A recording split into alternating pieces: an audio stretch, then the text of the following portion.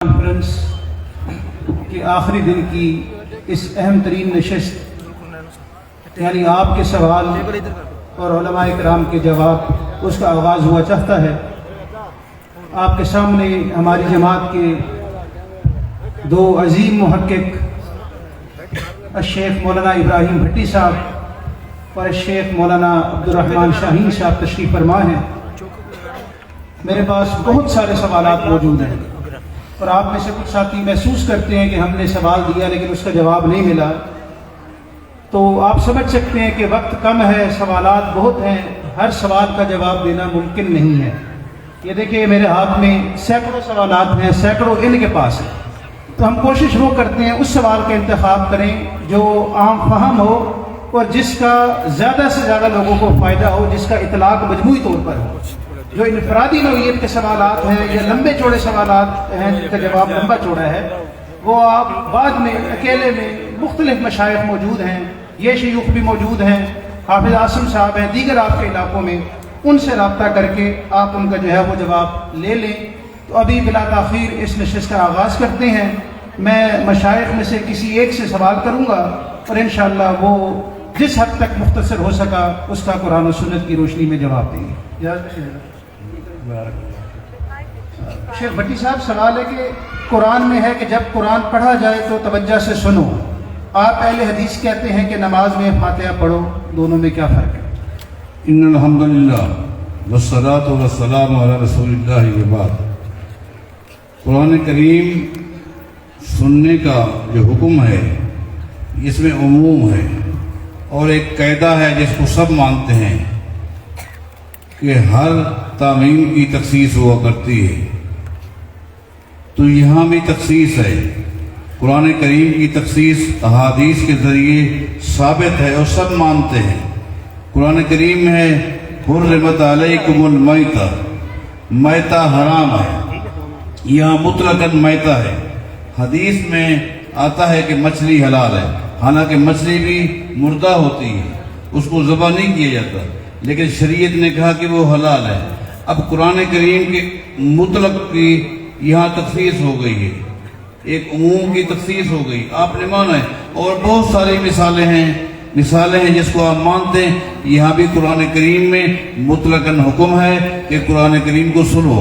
حدیث میں تخصیص آ گئی ہے، نبی علیہ السلام فرماتے ہیں کہ جس وقت میں قرآن کریم زور سے پڑھوں فلا تقرؤ، تو تم نے کچھ نہیں پڑھنا، خاموش رہنا، الا بأم القرآن، سوائے سورہ فاتحہ کے۔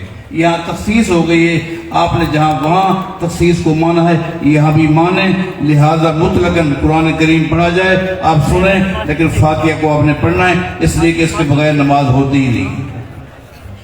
شیخ شاہین صاحب، سوال ہے جو گانے کی طرز پر نعتیں پڑھی جاتی ہیں ان کے بارے میں کیا رائے ہے؟ الحمدللہ وحدہ والصلاة والسلام علی من لا نبی بعدہ، وبعد۔ نبی صلی اللہ علیہ وسلم کی عظمت شان کو بیان کرنا اور اس کا اظہار کرنا یہ شرعاً کوئی ممنوع نہیں ہے۔ نبی اکرم صلی اللہ علیہ وسلم کی تعریف میں اشعار سیدنا حسان بن ثابت رضی اللہ تعالیٰ عنہ بھی فرمائے تھے، اور کچھ بچیاں اشعار کہہ رہی تھی، تو نبی صلی اللہ علیہ وسلم کے سامنے جب یہ کہا گیا کہ وفینا نبی یعلم ما فی غد، کہ ہم میں ایک ایسے نبی ہیں جو کل کی بات جانتے ہیں، تو نبی صلی اللہ علیہ وسلم نے فرمایا کہ قلنا ما تقولین، وہی جو باتیں پہلے کر رہی تھی وہ کرو۔ یہ جس میں ایک اللہ تعالیٰ کی توحید کے عقیدے کے منافی بات آ گئی تھی، تو نبی صلی اللہ علیہ وسلم نے اسے پسند نہیں کیا۔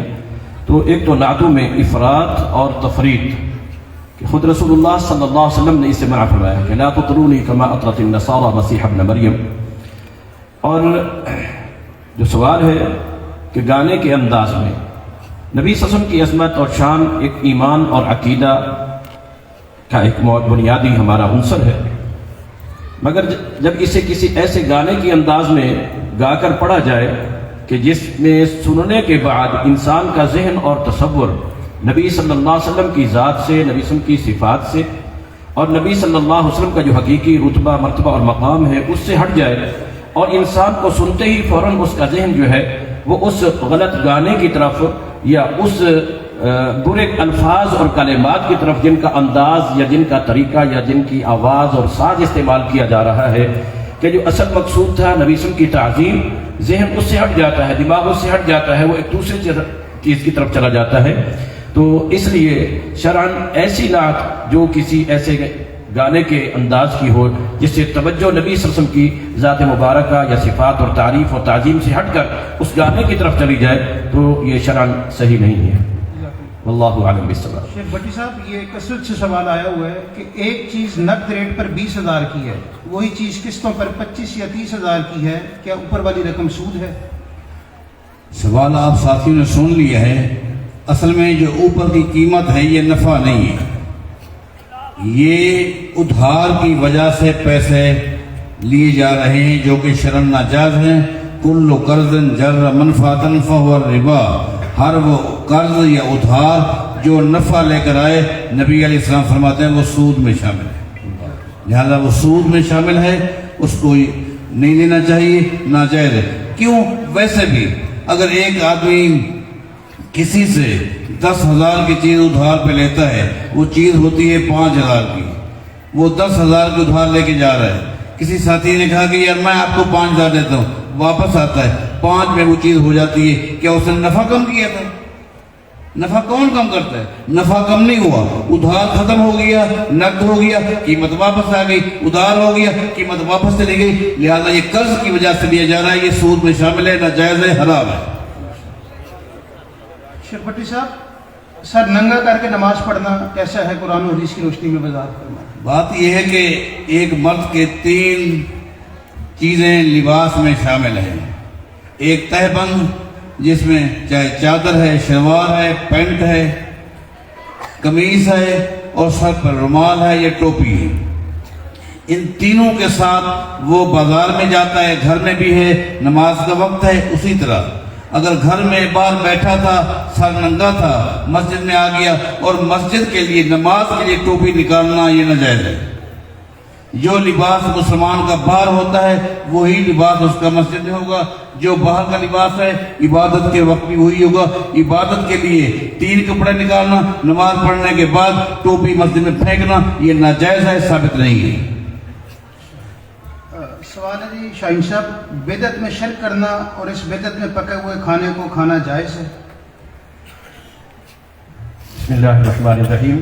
بالخصوص ایسا بدعی کھانا کہ جس کے اوپر غیر اللہ کا نام لے دیا جاتا ہے یا غیر اللہ کا تقرب مقصود ہے یا غیر اللہ کی نظر و نیاز کے لیے، تو ایسا کھانا تو شرعی نصوص سے ہی اس کی حرمت ثابت ہے کہ وما اہل بہ لغیر اللہ، اور واضح طور پر یہ شرک کے زمرے میں چلا جاتا ہے، اور جو ایسا کھانا ہے وہ بھی کھانا بالکل حرام رہتا ہے۔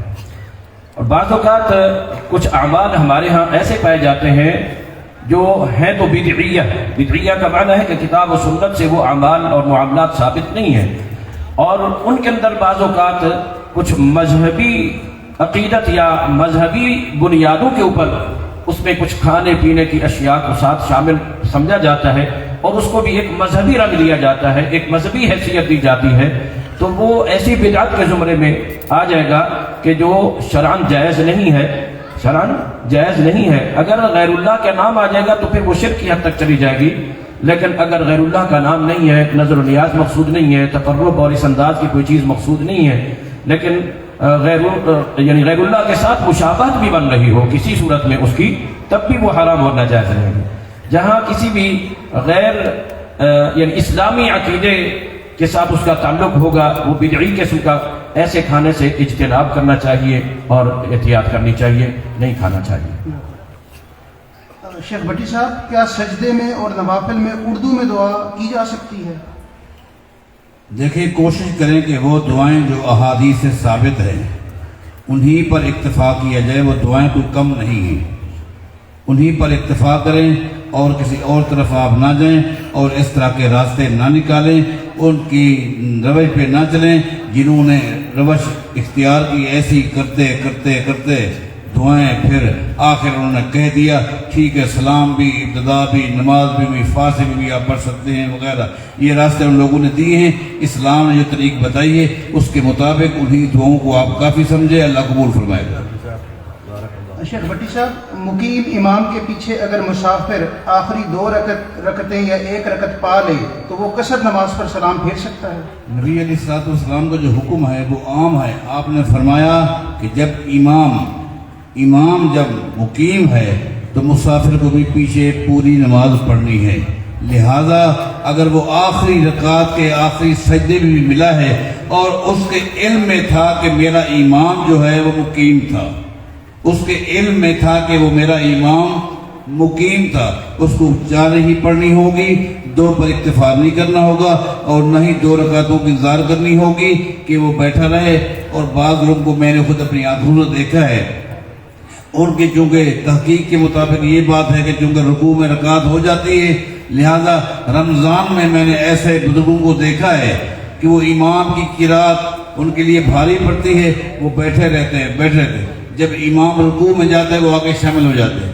1 رکعت جو ہے اس میں قرات سن لیتے ہیں، 1 کی معافی، 8 رکعتیں پڑھتے ہیں.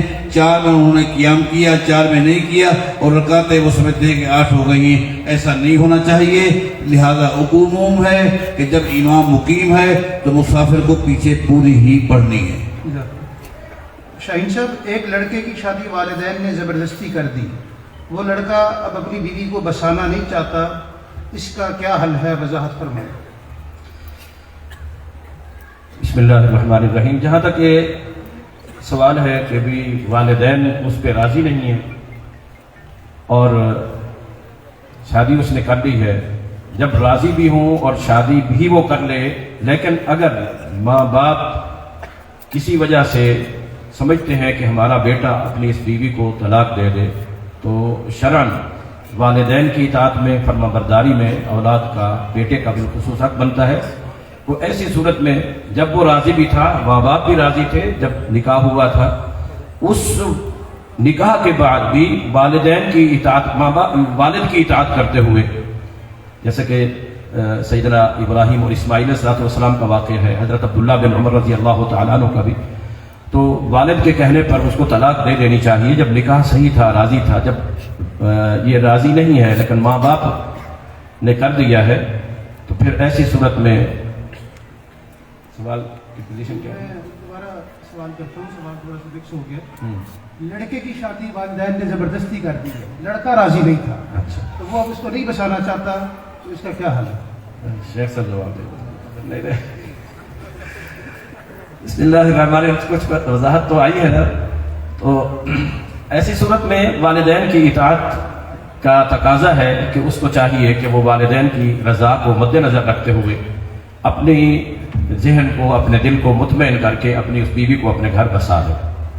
اگر اس کا دل مطمئن نہیں ہوتا، وہ نہیں بسانا چاہتا، زندگی تو اس نے گزارنی ہے، زندگی چاہے اس نے گزارنی ہے، تو جنہوں نے اس کو پالا ہے، پوسا ہے، اس قابل بنایا ہے، اس لائق کیا ہے، ان کے بھی کچھ اس کے اوپر اطاعت کا جو تقاضا ہے. اگر اس میں کوئی شرعی عذر ہوگا، کوئی ایسا شرعی عذر جس کی کوئی اساس اور بنیاد شرعی دلیل کے اوپر منحصر ہو، ایسی صورت میں کہ جب والدین کی نافرمانی اللہ اور اس کے رسول کی معصیت بن رہی ہو تو پھر اور بات ہے. اگر وہ اللہ اور اس کے رسول کے احکام کے تابع ہے اور کوئی شرعی بنیاد نہیں ہے اس کی بیوی کے ساتھ نفرت کی، تو پھر اس کو والدین کی اطاعت ہی کرنی چاہیے. جزاک اللہ. شیخ بٹی صاحب، نکاح یا ولیمے کے موقع پر تبلیغی جلسے کا انعقاد کیسا ہے؟ دیکھیے جی، کوئی بھی ایک مسلمان کو موقع ملے تو نبی علیہ الصلوۃ والسلام کا فرمان ہے، مستدرک حاکم کی حدیث ہے، نبی علیہ السلام فرماتے ہیں مسلمان جب بھی جمع ہوتے ہیں اور وہ نصیحتیں کرتے ہیں، دعائیں کرتے ہیں، اللہ تعالیٰ قبول فرماتا ہے. مسلمان جب بھی ملیں نصیحت کریں، ایک موقع ہے. لیکن اگر اس کو لازم قرار دیا جائے، لازم ہی قرار دیا جائے کہ ولیمے کے موقع پر یا نکاح کے موقع پر تقریر ہونی ہے، اس کو اس کا حصہ بنا لینا، یہ تو غلط ہے. لیکن ایک اجتماع سے فائدہ اٹھاتے ہوئے کہ لوگ موجود ہیں، چلو کچھ نصیحت کی بات ہو جائے. دیکھیں نکاح کا جو خطبہ ہے، خطبے میں جو نبی علیہ الصلوۃ والسلام 3 آیات پڑھا کرتے تھے، اگر خالی انہیں آیات کا ہی وہ ترجمہ کر دے تو یہ بہت بڑی نصیحت ہو جائے گی. اس طرح بڑا پروگرام بھی نہ ہو لیکن کچھ نصیحت ہو جائے. ان احادیث سے، آیات سے پتہ چلتا ہے نصیحت کا حکم موجود ہے. بھٹی صاحب آپ ہی فرما دیں، چینی، گندم یا کوئی بھی جنس سٹور کر رکھنا کہ مہنگی ہوگی پھر فروخت کروں گا، ایسا کرنا جائز ہے؟ اس کو احتکار بولتے ہیں. اس کو بولتے ہیں احتکار، کہ چیز کو جمع کر لینا اور مارکیٹ میں لوگ پریشان گھومتے رہیں اور یہ ریٹ بڑھنے کی انتظار کرتا ہے۔ نبی علیہ الصلوۃ والسلام نے سختی کے ساتھ اس کو منع کیا ہے، منع ہے، اور جو یہ کام کرتا ہے اس کی جو کمائی ہے وہ برکت سے محروم ہو جاتی ہے، لہذا یہ کام غلط ہے، ایسا نہیں کرنا چاہیے، جس کو ذخیرہ اندوزی کہتے ہیں۔ شاہین صاحب، غسل کا صحیح طریقہ، غسل جنابت کا طریقہ حدیث کی روشنی میں بتا دیں۔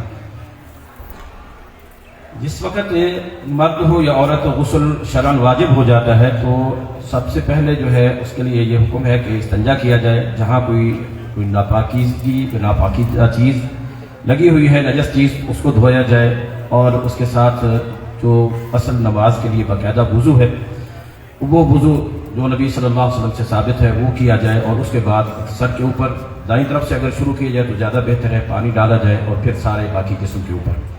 اگر جگہ ایسی ہے کہ جہاں پانی جمع ہو جاتا ہے وہاں وضو کے وقت جو وضو کیا گیا تھا پاؤں اگر نہ دھوئے جائیں اور آخر میں دھو دیے جائیں تو یہ زیادہ جو ہے نا بہتر ہے، اور حدیث سے یہ ثابت ہے۔ اگر مکمل وضو بھی کر لیا جائے اور بعد میں پانی بہہ جاتا ہے، اس جگہ پر کھڑا نہیں ہوتا، تو وہ پہلے والا کیا ہوا وضو، بشرطے کے دوران غسل کوئی سبب ایسا نہ پیدا ہو گیا ہو جس شرعی سبب سے وضو ٹوٹ جاتا ہے، تو پہلے والا وضو پھر کفایت کر جاتا ہے۔ شرط یہی ہے کہ وضو کے ٹوٹنے کا کوئی سبب غسل کے دوران واقع نہ ہو۔ بھٹی صاحب، کیا خلا لینے والی عورت دوبارہ اپنے خاوند سے رجوع کر سکتی ہے؟ کیا دوبارہ نکاح ہوگا یا عدت میں رجوع ہوگا؟ خلا جو ہے یہ فسخ نکاح ہے، فسخ نکاح ہے، اس کی عدت ایک حیض ہے، ایک حیض کے بعد عدت ختم ہو گئی، لیکن اگر دونوں رجوع کرنا چاہتے ہیں تو پھر اسی طریق سے عورت کے ولی کی رضامندی، گواہوں کی موجودگی، حق مہر کا تعین، وہی چیزیں ہوتی ہیں، شامل ہیں، اور دوبارہ نکاح آپس میں نکاح ہو سکتا ہے، چونکہ جو خلا ہے یہ فسخ نکاح ہے۔ بھٹی صاحب، سوال ہے، میری موبائل کی دکان ہے، کسی نے مجھے 3 لاکھ دیے ہیں کہ اس میں انویسٹ کر دو، اور وہ مجھ سے 3 لاکھ کا معاوضہ 33,000 لیتا ہے، کیا یہ جائز ہے؟ کاروبار جائز ہے، یہ انویسٹ بھی جائز ہے، کوئی حج نہیں ہے، لیکن اس نے نفع جو فکس کر دیا ہے یہ ناجائز ہے، کہ ہر مہینے وہ آپ سے 30,000 یا 25,000 لیتے، یہ ناجائز ہے۔ یوں کر لے کہ میں آپ سے نفع لوں گا 50%، 20%، 10%، آپ کا کام اگر صحیح ہے اور موبائل مطلقاً ایک چیز ہے، اس سے جائز فائدہ بھی حاصل کیا جاتا ہے، ناجائز بھی۔ آپ موبائل بیچتے ہیں، ٹھیک ہے، اس کو آپ انویسٹر بنا دیں، لیکن فکس نفع جو ہے یہ سود ہے، حرام ہے، ناجائز ہے۔ یہ کہہ سکتا ہے اتنا فیصد میں نفع لوں گا، کبھی نفع آ سکتا ہے کبھی نہیں آ سکتا، یہ جائز ہے۔ شاہین صاحب، سوال ہے، عورت اپنے مخصوص ایام میں میت کو غسل دے سکتی ہے یا نہیں؟ شرعاً غسل میت کو دینے والے کے لیے خود طاہر یا پاک ہونا کوئی ضروری نہیں ہے، جو شرعاً ہے۔ نبی اکرم صلی اللہ تعالیٰ علیہ وآلہ وسلم اعتکاف میں ہوا کرتے تھے، اور سیدہ عائشہ رضی اللہ تعالیٰ عنہ اس حالت میں، کیفیت میں، جب نماز نہیں پڑھنی ہوتی تھی تو نبی وسلم کی کنگھی کر دیا کرتی تھی۔ تو اس سے پتہ چلتا ہے کہ ایسا عمل کیا جا سکتا ہے، تو اسی میں یہ غسل بھی آ جائے گا کہ وہ اس کے لیے نہانا خود اگرچہ اس کے اوپر ضروری تھا، لیکن وہ دوسرے کو جب غسل دے رہی کسی ایسی میت کو تو اس میں کوئی حرج نہیں ہے۔ شیخ بھٹی صاحب، کیا امام کے لیے داڑھی ضروری ہے؟ داڑھی کے بغیر امامت ہو سکتی ہے یا نہیں؟ مسلمان کے لیے داڑھی ضروری ہے۔ امامت تو خیر ایک اعزاز ہے، بہت بڑا مقام ہے، اس کا تو درجہ پھر مسلمانوں میں ایک اعلیٰ ترین مقام ہے کہ وہ امام ہے، اس کے اندر تو اوصاف بدصورت اتم ہونا چاہیے۔ ایک مطلقاً ایک عام سیدھا سادہ مجھ جیسا مسلمان جو ہے اس کو بھی چاہیے کہ وہ داڑھی رکھے، لیکن اب سوال یہ ہے کہ اگر کسی کی داڑھی نہیں ہے تو وہ امامت کرا سکتا ہے۔ اگر کوئی ایسی مجلس ہے جس میں سارے داڑھی منڈے ہیں تو وہ امام بن سکتا ہے، داڑھی منڈوں کا داڑھی منڈا پھر امام ہی بن سکتا ہے، لیکن اگر اس سے بہتر کوئی آدمی موجود ہے اس کے ہوتے ہوئے مصلی پر نہ جائے۔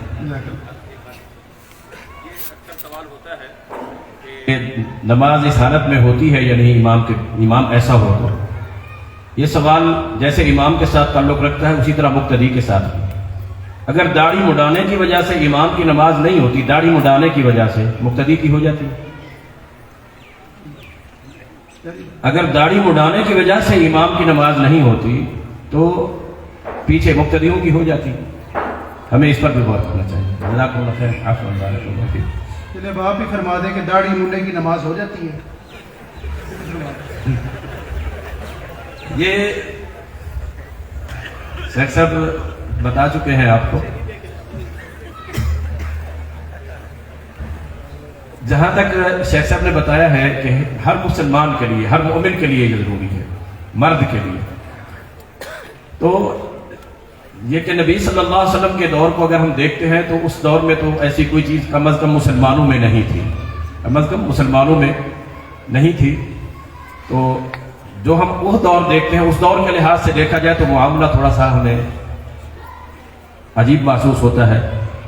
بہرحال نبی صلی اللہ علیہ وسلم کی یہ عظیم سنت، جسے بعض فقہا اور علماء نے اسے فرض کے درجے کو بھی پہنچایا ہے، اور نبی صلی کے فرمان کے مطابق یہ فطرت میں شامل اور داخل ہے۔ تو وہ 10 خصائل فطرت کے، یعنی اللہ تعالیٰ نے جو انسان کی تخلیق میں رکھے ہیں، اللہ تعالیٰ کی تخلیق کی بھی جو ہے طریقہ، اس کے بھی یہ خلاف ہے، اور نبی صلی اللہ علیہ وسلم کی سنت کے بھی خلاف ہے۔ بہرحال گناہ اپنی جگہ، نماز ایسی صورت میں جو کم از کم میرا علم یا مطالعہ ہے، اس میں کسی نے عدم جواز کا فتویٰ تو نہیں دیا ہے، مستقلاً ایسی صورتحال سے بہرحال بچنا ضروری ہے۔ اللہ ہم سب کو عمل کی توفیق عطا فرمائے۔ آپ کچھ فرمائیں گے شیخ بھٹی صاحب؟ اچھا شیخ بھٹی صاحب، سوال ہے، ایک بھائی نے کورٹ میرج کی، اس کے بچے ہو گئے ہیں اور اب سسرال میں آنا جانا بند ہو گیا ہے، اب وہ دوبارہ نکاح کرنا چاہتا ہے، نکاح کے بعد بچوں کے حلالی یا حرامی ہونے کے متعلق شریعت کا کیا حکم ہے، اور کیا یہ نکاح درست ہوگا، اور جو کورٹ میرج والا ہے اس کی کیا حیثیت ہے؟ اسلام نے جو ترتیب بتائی ہے وہ یہ ہے کہ نکاح کے وقت لڑکی کے ولی کی رضامندی ضروری ہے، گواہوں کی موجودگی بہت ضروری ہے، حق مہر کا تعین یہ بھی ضروری ہے، یہ تو ہونا چاہیے۔ لیکن اگر ولی اور عورت کے درمیان اختلاف ہو جائے، ایک جگہ لڑکی چاہتی ہے کہ میں نکاح کروں گی، دوسری جگہ ولی چاہتا ہے کہ آپ کا نکاح میں فلاں جگہ پہ کروں گا، اور اگر وہ عدالت کی طرف رخ کرتی ہے، اسلامی عدالت کے اندر وقت کے جج کو یہ دیکھنا چاہیے کہ یہ جہاں چاہتی ہے وہ گھر کیسا ہے، دیندار ہے، اچھا گھر ہے، جج کو چاہیے کہ اس کے ولی کو وہ قید کرے۔ اگر وہ دیکھتا ہے کہ ولی قید نہیں ہو رہا اور جگہ مناسب ہے اور وہ ولی کی رضامندی کے بغیر نکاح کر دیتا ہے، تو علماء نے اس کے جواز کا فتویٰ دی ہے، لہذا وہ جائز ہے، اس کی اولاد کو آپ حرامی نہیں کہہ سکتے، دوبارہ نکاح کی ضرورت نہیں ہے۔ شیخ بھٹی صاحب، اسی طرح کا سوال ہے کہ اگر ایک ہفتے میں مختلف مجالس میں علیحدہ 3 طلاقیں دی جائیں تو کیا طلاق واقع ہوگی؟ دیکھیں یہ بھی ایک ہیرا بن گیا ہے۔ دیکھیں شرعی طریقہ جو اسلام نے ہمیں بتایا اور وہ یہ ہے کہ آدمی اپنی بیوی کو طلاق دے اس وقت جب وہ طہر میں ہو اور ایک طہر میں ایک ہی طلاق دیجیے، یہ سنت طلاق ہے، یہ سنت طلاق ہے کہ ایک طہر میں ایک ہی طلاق دینی ہے، لہذا 3 طہر کے اندر وہ طلاق دیتا ہے، یہ شریعت کے مطابق طلاق ہے۔ باقی رہا معاملہ چونکہ مجلس کا اختلاف ہے، لہذا بعض علماء نے کہا کہ چونکہ مجلس دوسری ہے لہذا ہو جائے گی، لیکن عقل یہی کہتی ہے جو نبی علیہ السلام نے فرمایا ہے کہ ایک مجلس کی ایک طلاق ہونی چاہیے۔ یہ طریقہ غلط ہے کہ صبح کو اٹھا اس نے ایک طلاق دے دی، ظہر کے بعد دوسری طلاق دے دی، عشاء کے بعد تیسری دے دی، کہا اب تو مجلس میں مختلف ہو گئی ہیں لہذا 3 ہو گئی۔ اس کو عقل نہیں مانتی، نبی علیہ السلام کا جو فرمان ہے وہ بہتر ہے، اسی پہ عمل کرنا چاہیے، اور وہ یہ ہے کہ ایک طہر میں ایک طلاق دے دی۔ شیخ شاہین صاحب، سوال ہے کہ کانفرنس میں شرکاء کی کثیر تعداد مسافروں کی ہوتی ہے، تو مسافروں کے لیے نماز قصر باجماعت ہونی چاہیے یا نہیں؟ جو ایک مستقل مسجد ہے، جامع، جہاں جماعت ہوتی ہے مستقلاً، اور وہاں امام بھی مستقلاً مقرر ہے، اور ایسی جگہ پر کچھ لوگ مسافر کی حیثیت میں آ جاتے ہیں، اور وہ جو مقیم متعین مقرر کیا ہوا امام ہے وہی نماز پڑھائے تو یہ زیادہ بہتر ہے. نبی صلی اللہ علیہ وسلم نے بھی، امام بخاری نے بھی ایک باب قائم کیا ہے کہ جو یعنی کسی جگہ کا امام ہے متعین، وہ اس کا زیادہ حقدار ہے. اگرچہ ظاہر کے لیے، باہر سے دوسرے آنے والے کے لیے جائز تو ہے، لیکن زیادہ ترجیح میں یہ سمجھتا ہوں کہ اسی بات کو ہے کہ وہ مستقل جو امام ہے وہ اگر خود پڑھاتا ہے اور اتنی تعداد لوگوں کی مقامی بھی موجود ہے تو پھر جو ہے نا مکمل ہونی چاہیے. یہ نہیں کہ الگ ایک نماز ان کے لیے، ایک نماز ان کے لیے. اس کے ساتھ اگر جو پڑھتے ہیں تو بعد میں جن کی رہ جائے گی وہ اپنی کثر کر لیں گے. شیخ بھٹی صاحب، اگر والدین فوت ہو جائیں تو ان کے بیٹے والد کی وراثت بیٹیوں کو حصہ دیے بغیر خود استعمال کر سکتے ہیں؟ وراثت کا مسئلہ بڑا اہم ترین مسئلہ ہے. اس مسئلے میں مسلمان آج بہت ہی تساہل کا شکار ہیں. اللہ تعالی ہم پہ رحم فرمائے. آمین. دیکھیں، والدین فوت ہو جائیں، اس کی جائیداد میں جس طرح بیٹوں کا حق ہے اسی طرح بیٹیوں کا حق ہے. فرق اتنا ہے کہ للذکر مثل حظ الانثیین، کہ بیٹے کو 2 حصے ملتے ہیں، بیٹی کو 1 حصہ ملتا ہے. لیکن اگر کوئی بھائی اپنی بہن کا حصہ کھا جاتا ہے، اس کو نہیں دیتا، یہ اتنا بڑا جرم ہے، اتنا بڑا جرم ہے. اگر اسی کنڈیشن میں وہ مر گیا، زندگی کی ساری نیکیاں برباد، سیدھا جہنم چلا جائے. اللہ. شاہین صاحب، سوال ہے، کیا قربانی کا گوشت غیر مسلمان کو دیا جا سکتا ہے؟ قرآن کریم میں جو اللہ رب العالمین نے حکم ارشاد فرمایا ہے کہ اطعم القانع والمعتر، یا نبی صلی اللہ علیہ وسلم فرمایا کہ کلو وادخروا، کھا بھی سکتے ہو اور رکھ بھی سکتے ہو، اور قانع اور معتر تندرست ہو. بعض اہل علم نے القانع اور المعتر کو عام کہا ہے کہ اس میں مسلم اور غیر مسلم. عبداللہ بن عمر رضی اللہ عنہ سے بھی ایک اثر آتا ہے. البتہ جو ایک بڑی مشہور اور معروف حدیث ہے، لا یاکل طعامک الا تقی، کہ تمہارا کھانا جو ہے کوئی متقی، پرہیزگار، نیک آدمی ہی کھائے. اس کے تحت یعنی اہل ایمان کو اور لوگوں کو دیا جاتا ہے تو یہ زیادہ بہتر ہے. اگر تعریف قلبی مقصود ہے، کوئی ایسا ہمسایہ قریبی غیر مسلم بھی ہے، اس کو دیا جائے تو اس کے کچھ نہ کچھ بہرحال اجازت موجود ہے. شیخ بھٹی صاحب، سوال ہے، قرآن میں موجود ہے کہ اللہ کی رسی کو مضبوطی سے پکڑ لو اور تفرقے میں نہ پڑو. فرقے بنانے سے منع کیا گیا ہے، لیکن تمام مسالک نے اپنے اپنے فرقے بنا لیے ہیں. اہل حدیث بھی ایک فرقہ ہے، اسی لیے ہمیں اپنے آپ کو مسلم کہنا چاہیے کیونکہ اللہ نے ہمارا نام قرآن میں مسلم رکھا ہے. وضاحت فرمائیں. پہلی بات یہ ہے کہ فرقہ وہ ہوتا ہے جو اپنی اصل سے ہٹ جاتا ہے. اصل قرآن و حدیث ہے. جو فرد، جو شخص، جو قوم، جو لوگ اپنی اصل سے ہٹ جاتے ہیں وہ تفرقے میں چلے گئے. جو اپنی اصل پر قائم ہے، قرآن و حدیث پر، وہ فرقہ نہیں ہے.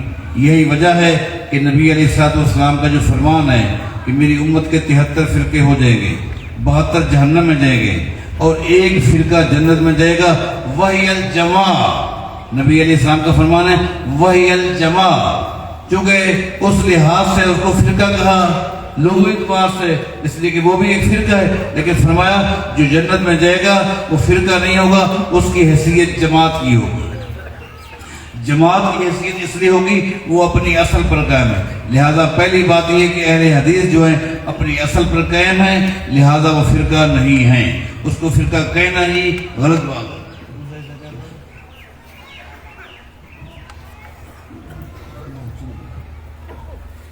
اللہ تعالیٰ نے آپ کا نام مسلم رکھا ہے. جی ہاں، حدیث میں آتا ہے کہ اللہ تعالیٰ نے آپ کا نام مسلم رکھا ہے، مومن رکھا ہے. مومن کا لفظ بھی موجود ہے، مسلمان کا مسلم لفظ ہے. بات یہ ہے کہ یہ دعویٰ سابقہ قوموں کا بھی ہے. سابقہ قوموں کو بھی ہوا سماکم المسلمین من قبل وفی ھذا، اللہ نے تم سے پہلے لوگوں کا نام بھی مسلم رکھا ہے. مانا پہلے کون ہے؟ نصارہ ہیں. پہلے کون ہے؟ یہود ہیں. ان کا نام بھی مسلم ہے. ان کو اللہ نے مسلم بھی کہا ہے اور اہل کتاب بھی کہا ہے. اہل الانجیل بھی کہا ہے. انجیل والے جہاں مسلم ہیں وہ اہل انجیل بھی ہیں. یہودی جہاں وہ یہودی ہیں، مسلم ہیں، وہاں اہل کتاب بھی ہیں. لہذا ان کے اور کے درمیان فرق تو ہونا چاہیے. فرق کے لیے یہ کون ہے اور وہ کون ہے؟ یہ اہل حدیث ہے. یہ اہل حدیث ہے. اور یہ ایک صفاتی نام ہے جو صحابہ کرام کا تھا. جیسا کہ اب ملتا ہے، اور کہ صحابہ جب شاگردوں سے ملتے، بچوں سے ملتے تو کہا کرتے تھے انتم اہل الحدیث بعدنا، بیٹو ہمارے بعد اللہ کی زمین پر تم ہی اہل حدیث ہو۔ اور ایک امام جب کہتا ہے کہ میرے بعد تو امام ہے، اس کا معنی کہ آج میں امام ہوں۔ ایک متولی جب کہتا ہے میرے بعد تو متولی ہے، اس کا مطلب یہ کہ آج میں متولی ہوں، میرے بعد تو متولی۔ جب صحابہ یہ کہتے ہیں کہ ہمارے بعد تم اہل حدیث ہو، اس کا مطلب یہ کہ آج ہم اہل حدیث ہیں، ہمارے بعد تم اہل حدیث ہو۔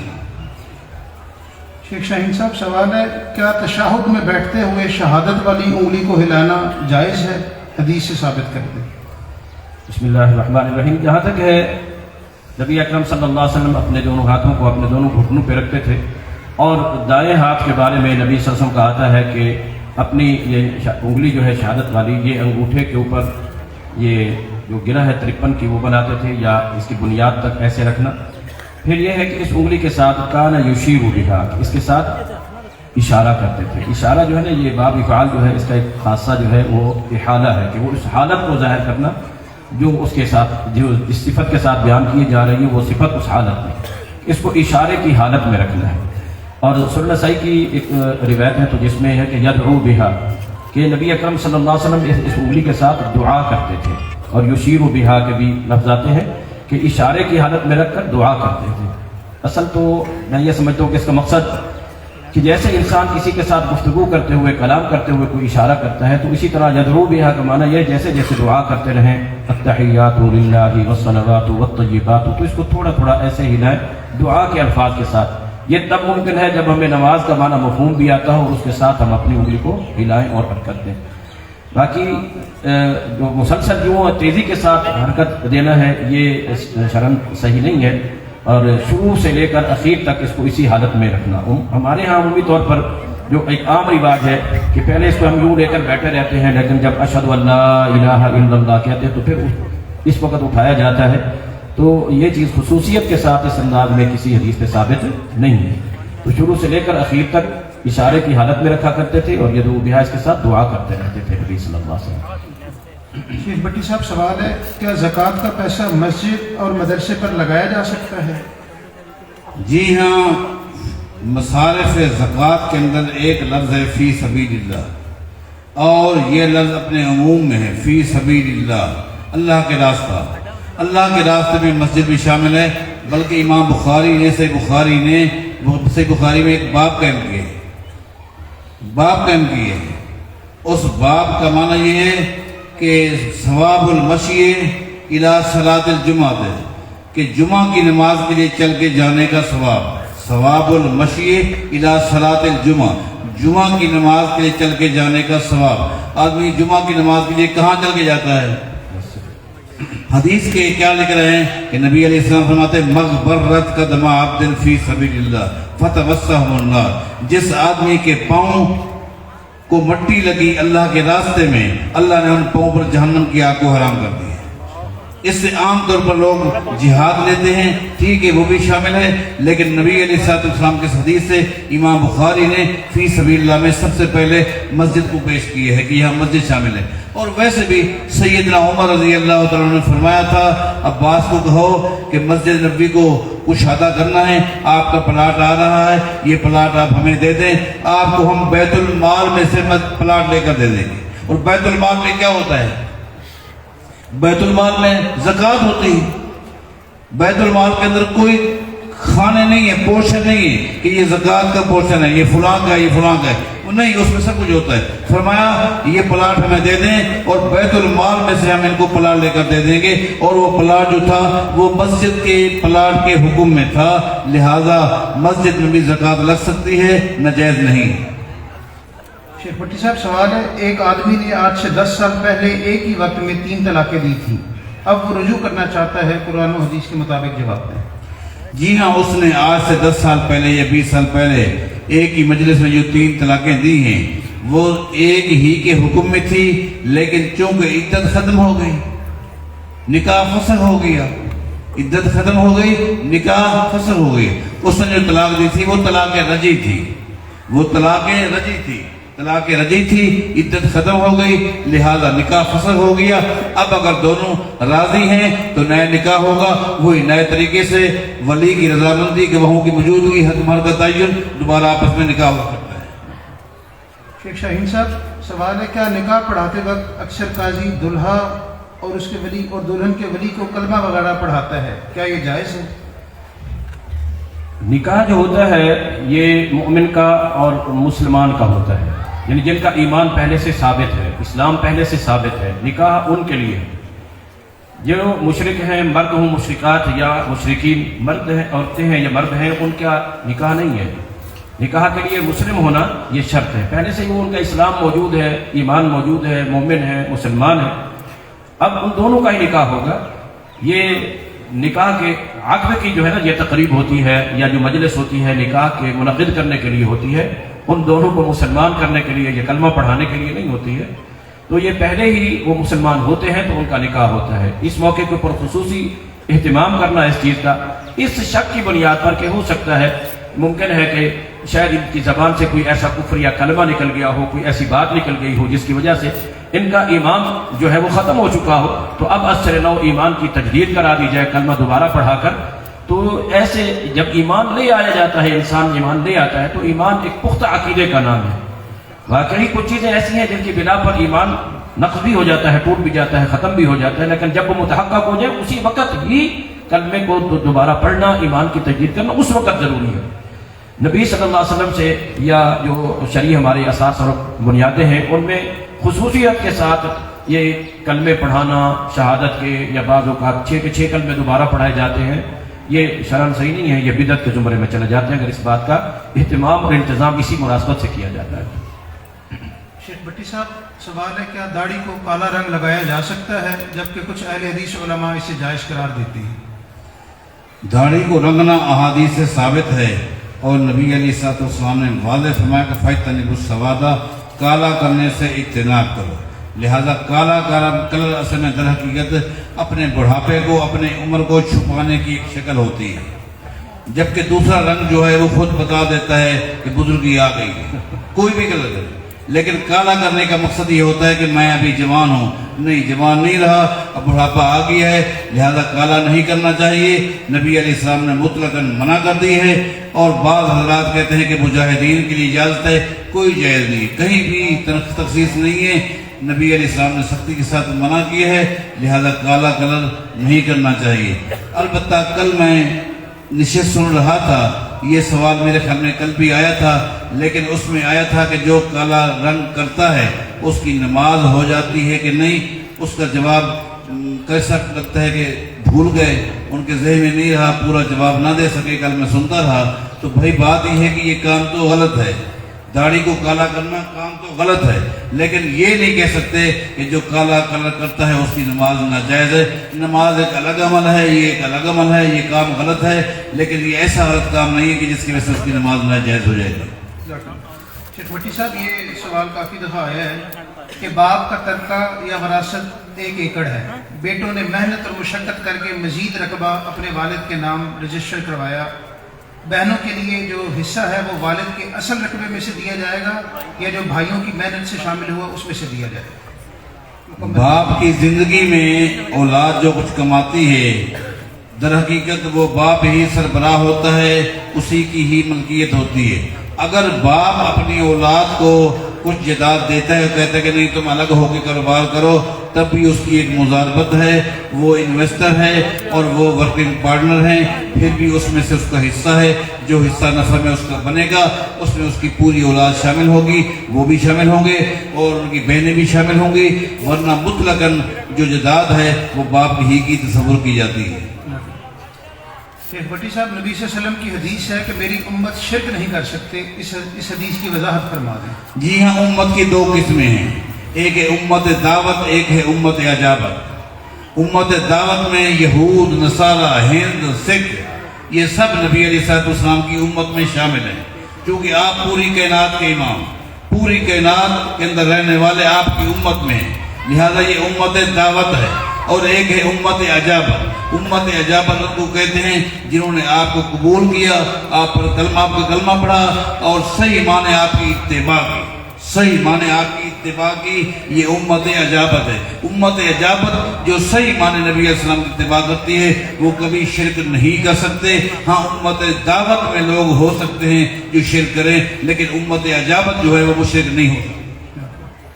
شیخ شاہین صاحب سوال ہے کہ اکثر علماء کہتے ہیں کہ اللہ کے محبوب پیغمبر، کیا اللہ اور رسول صلی اللہ علیہ وسلم کا تعلق محب اور محبوب کا تھا؟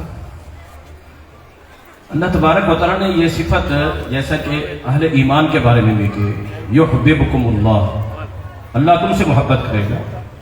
اطاعت کی جو شرط شروع میں لگائی گئی، قل ان کنتم تحبون اللہ فاتبعونی یحببکم اللہ، کہ اللہ تم سے محبت کرے گا.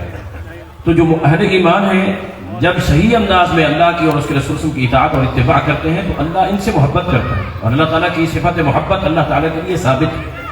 اور نبی اکرم صلی اللہ علیہ وسلم اہل ایمان میں سب سے ایمان کی اعلیٰ کیفیت اور حالت میں تھے. تو اس لحاظ سے کہ اہل ایمان کے ساتھ اللہ محبت کرتا ہے، اور متعدد حدیث ہیں اللہ تعالیٰ اپنے مختلف بندوں سے اذا احب اللہ عبدا، کہ اللہ کسی بندے سے محبت کرتا ہے، جب محبت کرتا ہے وہ اس کا محبوب بن جاتا ہے. تو سب سے اللہ تعالیٰ کی محبت کے زیادہ حقدار اہل ایمان میں سے بندوں میں سے محمد رسول اللہ صلی اللہ علیہ وسلم. اس لحاظ سے یہ کہا جا سکتا ہے. شیخ بھٹی صاحب تصویر سازی کی شرعی حیثیت بیان کر دیں. تصویر ناجائز ہے، جو کام غلط ہے وہ غلط ہے، جو ناجائز ہے وہ ناجائز ہے. چاہے وہ کام میں کروں یا آپ کریں، جو تصویر کھینچتا ہے وہ بھی غلط کام کرتا ہے، جو کھنچواتا ہے وہ بھی غلط کام کرتا ہے، جو اس میں معاملت کرتا ہے وہ بھی کام غلط کرتا ہے. شیخ بھٹی صاحب آپ سے سوال ہے، کیا آدمی اپنا نکاح خود کر سکتا ہے یا قاضی کا ہونا ضروری ہے؟ نہیں، اگر ولی موجود ہے، گواہ موجود ہے تو وہ نکاح کر سکتا ہے. جی ہاں کر سکتا ہے، ثابت ہے. ایسا نبی علیہ السلام کے سامنے جب عورت آئی تھی اس نے اپنے آپ کو پیش کیا، اپنے آپ کو پیش کیا. نبی علیہ السلام اگرچہ تیار نہیں ہوئے، ایک شخص تیار ہو گیا، نبی علیہ السلام نے اس کو حکم دیا حق مہر کے لیے کوئی چیز لے کر آ. وہ دوڑتا رہا، کچھ بھی نہیں ملا، کوئی چیز کچھ بھی نہیں، لوہے کی انگوٹھی کچھ بھی نہیں. کچھ قرآن کریم آتا ہے، جی ہاں فلاں فلاں صورت، فرمایا ٹھیک ہے اس کو پڑھا دینا، تیرا حق مہر، یہ ہے اس کا نکاح. تو وہ آئی تھی نبی علیہ السلام کے پاس. تو اگر ولی موجود ہو، نبی علیہ السلام تو خود ولی ہیں پوری امت کے، آپ تو ولی تھے، ولی موجود ہو، گواہ موجود ہوں تو وہ نکاح کا خطبہ دلہا بھی پڑھ سکتا ہے، دلہا بھی پڑھ سکتا ہے. یہ ثابت ہے، ناجائز نہیں ہے. شیخ شاہین صاحب سوال ہے کہ کیا پینٹ شرٹ میں نماز ہو جاتی ہے؟ اکثر جاب وغیرہ کے لیے یونیفارم کے طور پر پینٹ پہننی پڑتی ہے، اس حوالے سے رہنمائی فرما دیں. پہلے بھی سطر کے حوالے سے ایک سوال آیا تھا، تو شیخ صاحب نے اس میں وضاحت کی ہے کہ ایک مسلمان کے لیے لباس نماز کے اندر جو سطر کے لیے ہے وہ ضروری کون کون سا ہے، اس میں وضاحت آ چکی ہے. شیخ صاحب نے اس میں بھی ایک لفظ یہ کہا تھا کہ پینٹ شامل ہو. تو ایسی پینٹ جو کہ لوز ہے اور کھلی ڈلی ہے، جس میں اعضاء جو ہیں وہ نمایاں نہیں ہوتے ہیں انسان کے، اور اوپر سے کچھ شرٹ یا قمیض بھی ایسی ہے جس کے ساتھ ہپس وغیرہ اور جسم کے یہ اعضاء جو کہ انسان کسی دوسرے انسان کے ذہن کے اندر ان کی وجہ سے کوئی فطور پیدا ہو سکتا ہے، یہ مکمل طور پر ایسے ڈھپے ہوئے ہوں کہ ان کی جو ہے نا وہ نمائندگی نہ ہو، ایک دوسرے سے وہ نمایاں نظر نہ آئے، الگ نظر نہ آئے، اور کسی دوسرے کا بھی ذہن جو ہے وہ اس کے طرف ملتفت ہونے کا بھی اندیشہ نہ ہو، تو پھر تو جائز ہے. اگر ایسی ٹائٹ ہے، ایسی تنگ ہے کہ جس کی وجہ سے جو ہے نا اعضاء جو ہے وہ نمایاں ہوتے ہیں اور دوسرے لوگوں کے ذہن بھی اس کی طرف متوجہ ہو سکتے ہیں، تو ایسی صورت میں احتیاط کرنی چاہیے. شیخ بھٹی صاحب سوال ہے، فرض اور نفلی صدقے کی وضاحت فرما دیں، اور یہ کہ نفلی صدقہ کرنے والا اس میں سے کچھ کھا سکتا ہے یا نہیں، مثلا خیرات وغیرہ میں سے. بھئی فرض جو ہے، یہ صدقہ جو لفظ ہے نا عربی کا لفظ ہے، اور یہ ایک عموم ہے، اس میں زکوٰۃ بھی شامل ہے. زکوٰۃ کے لیے بھی صدقے کا لفظ ہے، انما الصدقات للفقراء ہے، یہ صدقات صدقہ کی جمع ہے، اس میں زکوٰۃ بھی شامل ہے. باقی کوئی خیر خیرات جس طرح ہم لوگ کہتے ہیں، یہ سب چیزیں شامل ہیں. تو فرض ہی ہے، فرض میں وہ کیسے شریک ہو سکتا ہے؟ وہ تو شریک نہیں ہو سکتا، وہ تو دے گا جو بھی ہے وہ مستحقین کو دے گا. اس فرض صدقے میں سے خود شامل نہیں ہو سکتا. لیکن مطلقاً اگر وہ کوئی صدقہ ہے، کوئی خیرات کرتا ہے اور اس میں کچھ حصہ غریبوں کو دیتا ہے، جو اس نے خود کھا لیا وہ خود کھا لیا. نبی علیہ السلام نے ایک بکری ذبح کی اور سید عائشہ سے فرمایا کہ میں جا رہا ہوں، اس کو اللہ کے نام پر تقسیم کر دیں۔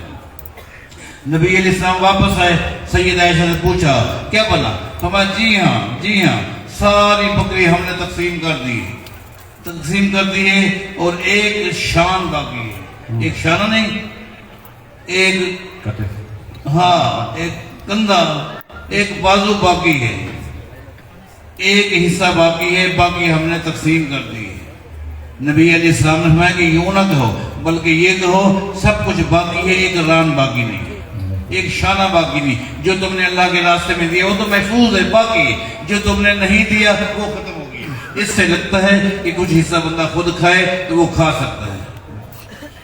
بھٹی صاحب سوال ہے، میری والدہ نے اپنی زندگی میں اپنا وراثت کا حصہ اپنے بھائیوں کو دے دیا تھا، اب والدہ وفات پا چکی ہیں، ہم 4 بھائی ہیں، کیا ہم اس حصے کا مطالبہ کر سکتے ہیں؟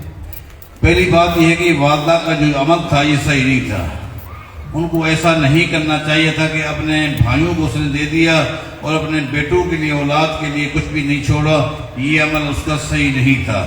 لیکن غیر وارث کو اگر وارث کو دیتا ہے تو وہ برابر کا جو حق ہے وہ دیا ہے۔ اس اولاد کی موجودگی میں جو بھائی ہیں وہ وارث نہیں ہیں، ان کو اگر اس نے دے دیا، اس کی یہ غلطی تھی، اولاد کا لحاظ نہیں رکھا، وہ چلی گئی، اللہ ان کو معاف فرما دے، آپ مطالبہ نہیں کر سکتے۔